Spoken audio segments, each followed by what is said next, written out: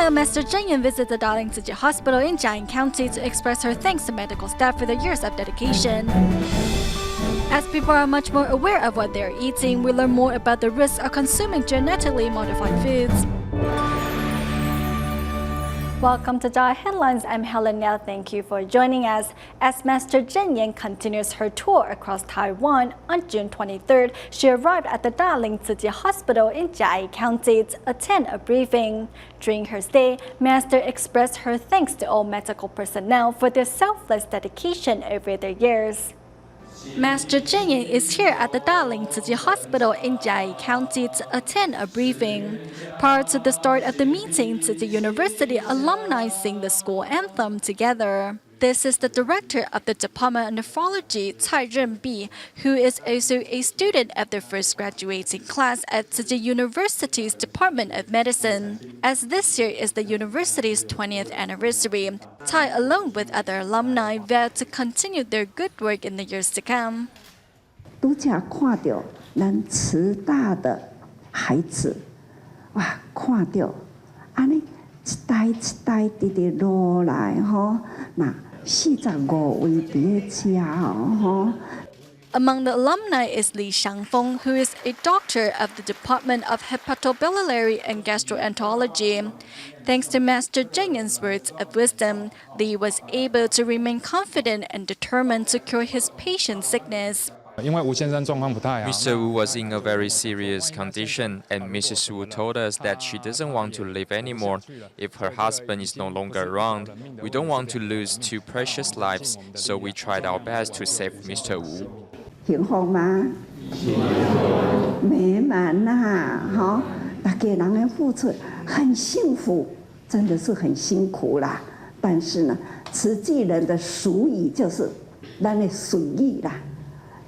辛苦就是幸福，咱健康会当为人做代志啊，服务啊，那为人服务是最快乐。 During the meeting, Dalin Tzu Chi Hospital's programmer Cai Wanru seized the chance to share her story. Cai's father used to make a living by selling items in the night market. Since Cai was the eldest daughter, her father was extremely strict with her. Under immense pressure, it was Master Cheng Yen's Dharma that helped Cai discover a new outlook on life. I remembered Master Cheng Yen said that we need to overcome difficulties, not be overcome by them. This phrase gave me a lot of encouragement. Another person that benefited from the Master's Dharma is Tzu Chi University graduate Huang Kaijing. Huang says the Master often reminds doctors that they not only have to cure patients' sickness, but also their minds. Thus, Huang decided to learn how to play the piano to fulfill the wish of a palliative care patient. 大医王这是良医哦，好，要知道自己的志愿，要不负自己的使命。 Seizing every opportunity to help those in greater need is Emergency Department Director Li Yigong, who once provided assistance to a car accident victim while on his way to a meeting. After listening to everyone's stories, Master Cheng Yen expresses her thanks to all medical personnel for their selfless dedication. 一个医院有多少科，少一科都不行，一科少一个人，都是影响很大。 本应健全，守护生命，守护健康，守护爱，是多么重大的事情。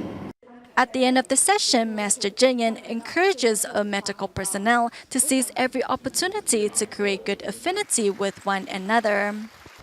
On November 8, 2013, Super Typhoon Haiyan hit the Philippines, leaving 44 provinces and close to 10 million people affected. Today, our reporters returned to Anibon, a coastal village of Tacloban, to check on residents and how they're rebuilding from the tragedy. Typhoon Haiyan brought with it immense waves that washed over large parts of Tacloban. 2 cargo ships were grounded by the wind and waves, while the homes of those living along the coast were for the most part swept away. Returning to the disaster-stricken area 7 months later, one sees that the ships are still there. 海燕风灾来的时候，这艘大船 As Typhoon Haiyan struck, this ship was swept ashore. It's now damaged and unable to sail again. Next to the ship, local residents have started to rebuild their homes and lives. It seems everything is back to normal. Those who fled their homes have returned to rebuild with wood and iron sheets they've collected along the beach. However, everyone is still living with anxiety. We have already prepared ourselves when the next typhoon comes, so we can immediately evacuate. Although we got through Typhoon Haiyan, we are still frightened that another typhoon will hit. These disaster survivors have no access to full-time work and survive doing odd jobs or working on farms. Their only choice is to return to the disaster-stricken area to rebuild their homes. We used Tzu Chi's condolence cash to purchase kitchen utensils and wooden boards for repairs.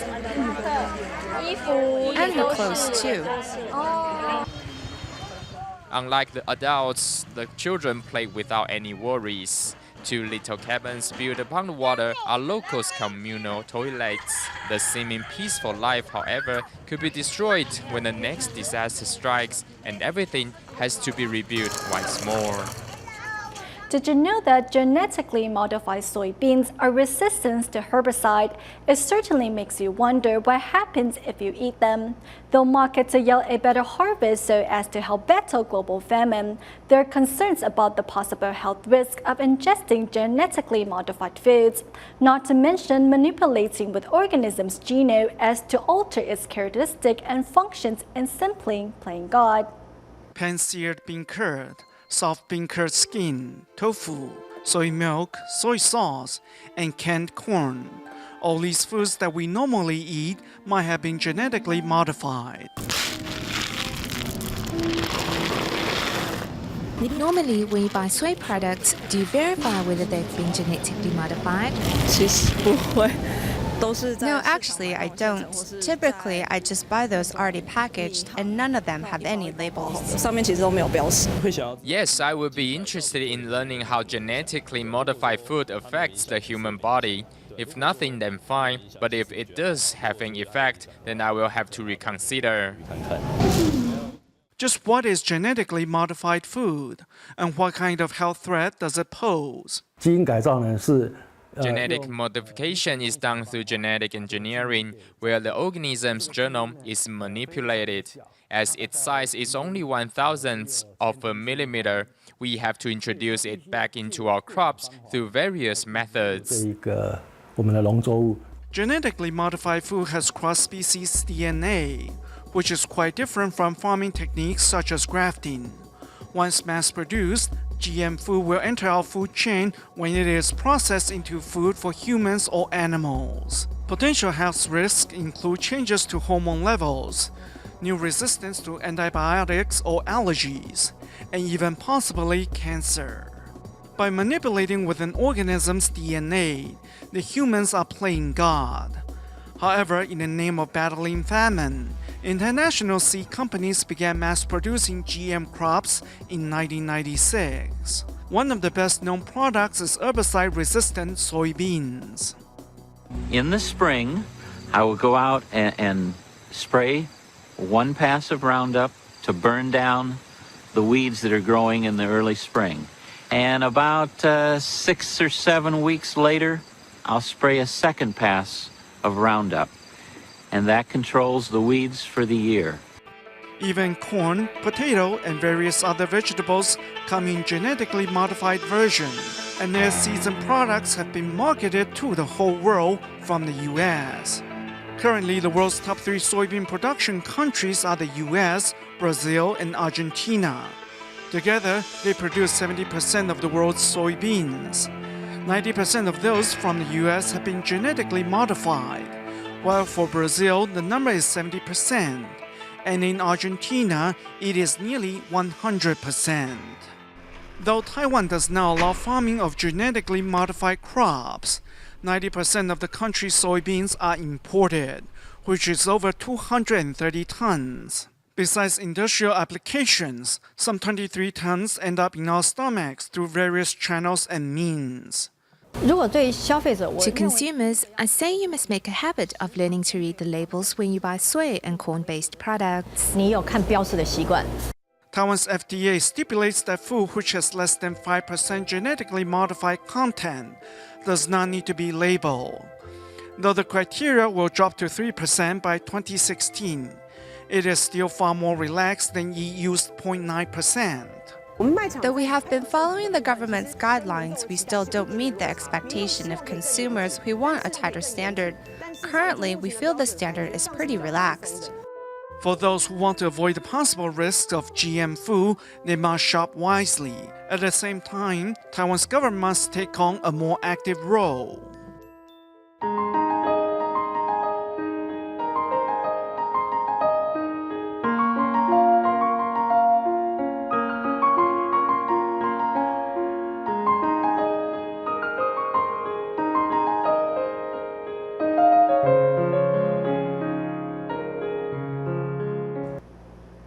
Since 2004, the Tzu Chi Kuala Lumpur and Selangor chapter has been working in partnership with the United Nations High Commissioner for Refugees to strengthen access for refugees to basic services such as healthcare and education. Newly appointed UNHCR representative in Malaysia, Richard Toll, recently paid a visit to Tzu Chi Free Clinic in Kuala Lumpur. We also meet one Burmese refugee who was able to receive timely treatment for his burn injury at the Tzu Chi Free Clinic. These are refugee children who have a chance at an education. Those sick and suffering now have access to basic and free healthcare. Providing these refugees with prospects of a better life has been the collaborative effort of Tzu Chi and the UNHCR over the past decade.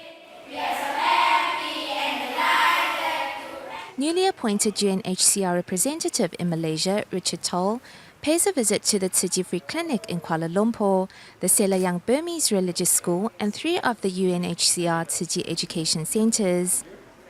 Children aren't allowed to go to the main schools, and people aren't allowed to go to the main hospitals usually, and to see the communities come together with the help of Tzu Chi and other NGOs to provide very basic and important health and education is fantastic to see that. That's what we want to support and build on in our job as UNHCR. Having spent the last 7 years in Malaysia, Ellie Al-Daka will soon be retiring from her post as UNHCR Senior Program Officer. Seeing how far they've come in terms of establishing the education centres, Al-Daka says it has been a wonderful experience working with Tzu Chi. Really, without your support, this wouldn't happen, and although it's joint between UNHCR and Tzu Chi, there's a lot that you bring in terms of expertise and volunteers and also the funding. So I just want to say thank you, and it's been a pleasure working with you. In fact, the parents also sometimes, they say they don't have these, if we cannot. I say no, this is a free school, just come. Your children are going to learn. Education is very important for them. Caring for the needs and well-being of refugees, volunteers bring hope to dark corners of society.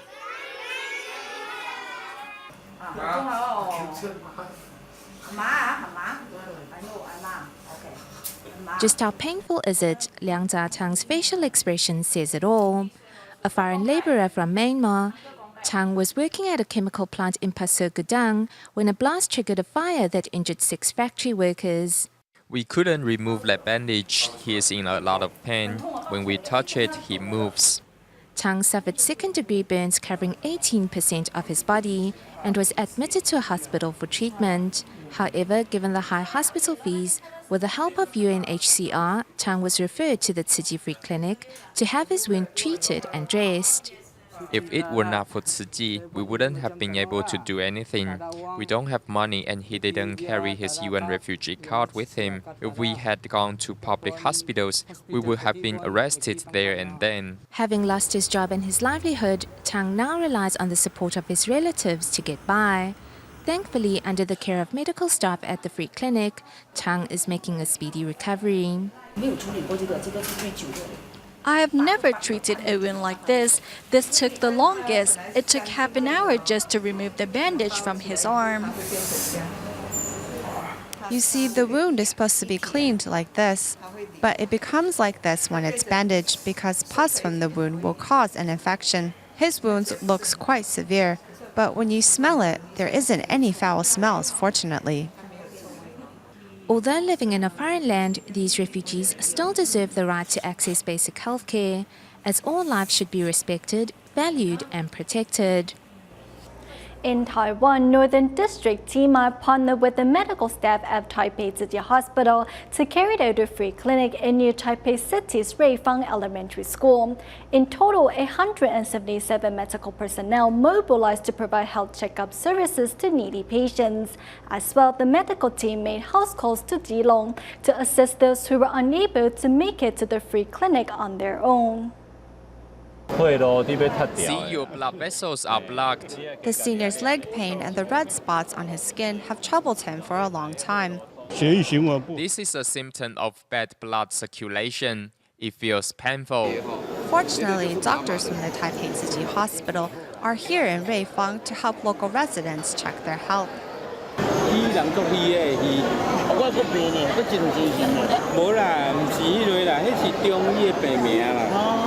The free clinic this time provides various medical services, including internal medicine, surgery, ophthalmology, traditional Chinese medicine, dentistry, and dermatology. The medical team also brought along medical equipment in hopes of offering thorough and effective health examinations. Their medical services are professional and they are really kind. The doctors are very compassionate when they help us. They come to help us on their holidays. We are truly blessed. Overall, 177 medical staff, including doctors, nurses, pharmacists, and clinical lab scientists, come together to help. The free clinic is held at Reifang Elementary School. Thanks to these compassionate doctors and medical personnel, needy patients in remote areas have an access to quality health care too. Other than the free health clinic, medical staff at the Taipei Tzu Chi Hospital also made house calls to help the needy. In Keelung, 64-year-old Mr. Huang, who fell a year and a half ago, underwent spinal surgery and has had his limbs turn numb since.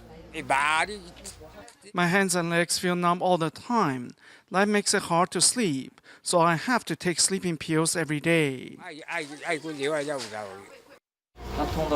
His muscles are stiff and his feet are numb and painful. I'm afraid doing exercise may not improve his condition too much. We need to address his cervical vertebra problem first.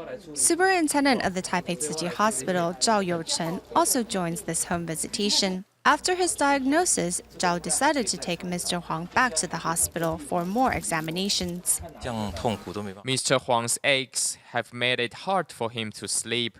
He needs to take strong sleeping pills to rest. Taipei Tzu Chi Hospital has many skillful neurosurgeons, so we will take him back to the hospital and arrange for further examinations and treatment. Another medical team is visiting this grandma who suffers knee problems, as well as diabetes and cardiovascular disease.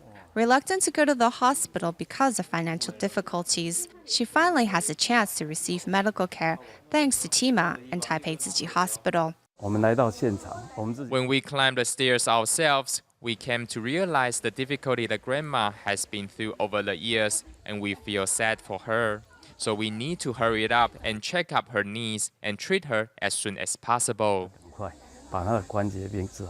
In total, over 40 medical staff from the Taipei Tzu Chi Hospital took part in the free clinic in Reifang, as well as joining in home visitations to tend to the needy patients in Keelung. With this unconditional love and effort, now patients in remote areas can feel more secure when facing health problems.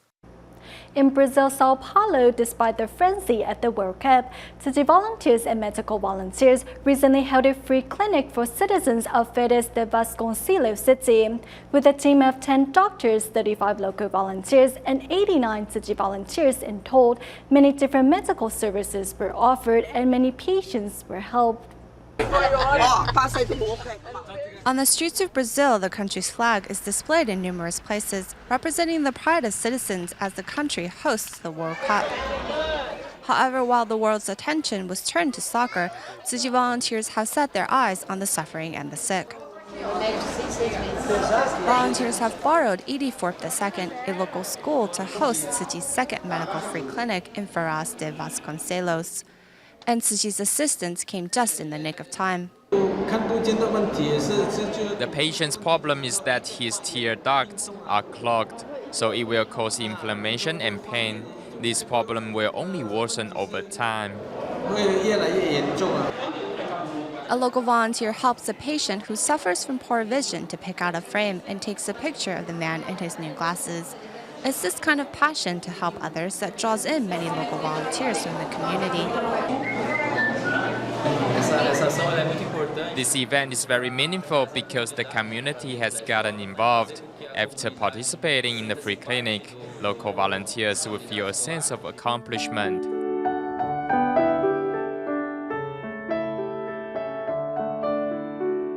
Pain and suffering can wear down a person's will to live, but in this nation that gave birth to Samba, people live on because of passion and love.